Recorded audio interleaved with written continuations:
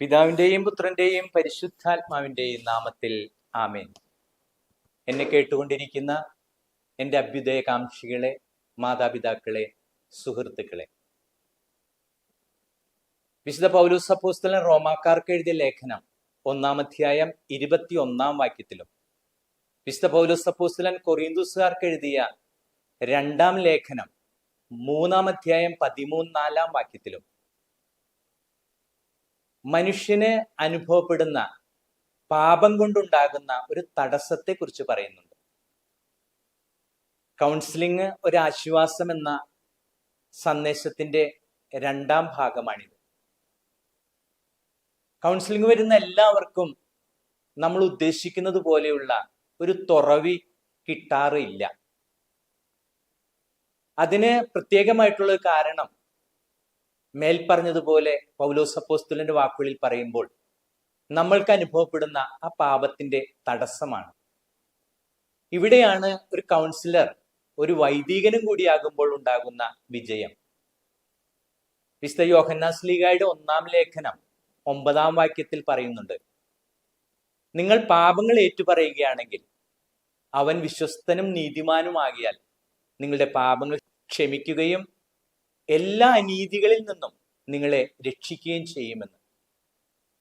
ഒരു കൗൺസിലിംഗിൽ ആദ്യം തന്നെ ഒരു കുമ്പസാരം നടത്തുവാനായിട്ട് നമുക്ക് സാധിക്കുമ്പോൾ വിശുദ്ധ പൗലോസ് അപ്പോസ്തലൻ കൊറിന്തോസുകാർക്ക് എഴുതിയ 1-ാം ലേഖനം 2-ാം അധ്യായം 12-ാം വാക്യത്തിൽ നമ്മൾ വായിക്കുന്നത് പോലെ നമ്മുടെ അന്തരംഗങ്ങൾ തുറക്കുന്ന പരിശുദ്ധാത്മാവിന്റെ പ്രവർത്തനം അവിടെ സംജാതമാകും.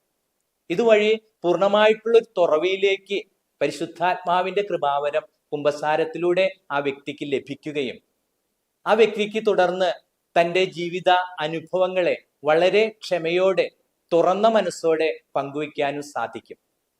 ഇതാണ് കൗൺസിലിംഗിലൂടെ യഥാർത്ഥത്തിൽ ഒരു വ്യക്തിക്ക് സ്വന്തമാക്കാൻ സാധിക്കുന്ന ആ വലിയ അനുഗ്രഹം. കൗൺസിലിംഗ് ഒരിക്കലും ഒരാളുടെ നിർബന്ധത്താല് ആയിരിക്കരുത്. 20 വയസ്സിന് താഴെയുള്ളവര് കൗൺസിലിങ്ങിന് മാത്രമായിട്ട് വരുമ്പോൾ അവർ തീർച്ചയായിട്ടും മാതാപിതാക്കളോ അല്ലെങ്കിൽ ഉത്തരവാദിത്തപ്പെട്ടവരോ കൂടെ വരുന്നതായിരിക്കും ഉത്തമം. എന്നാൽ കൗൺസിലിങ്ങിനും കുമ്പസാരത്തിനും കൂടി വരുമ്പോൾ പ്രായം ഒരു ഭാരമായിട്ട്, ഒരു ബുദ്ധിമുട്ടായിട്ട് കണക്കാക്കപ്പെടുന്നില്ല.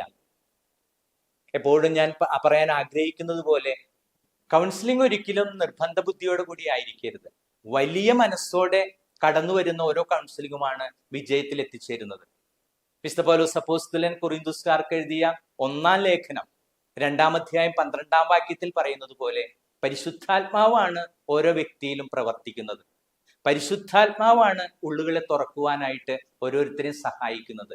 പരിശുദ്ധാത്മാവാണ് ഓരോ വ്യക്തിയിലും സൗഖ്യം നൽകുന്നത്. ഈ പരിശുദ്ധാത്മാവില് ഉറച്ചു വിശ്വസിച്ചുകൊണ്ട് വിശുദ്ധ പൗലോസ് അപ്പോസ്തലൻ ഗലാത്യർക്ക് എഴുതിയ ലേഖനം 5-ാം അധ്യായം 22-23 വാക്യങ്ങളിൽ പറയുന്നത് പോലെ പരിശുദ്ധാത്മാവിന്റെ നിറവ് നമ്മൾക്കുണ്ടാകുമ്പോഴാണ് നമ്മുടെ മനസ്സും നമ്മുടെ ജീവിതവും മാറ്റി മറയ്ക്കപ്പെടുന്നത്. സർവശക്തനായ ദൈവം, പിതാവും പുത്രനും പരിശുദ്ധാത്മാവും നിങ്ങളെ അനുഗ്രഹിക്കട്ടെ. ആമേൻ.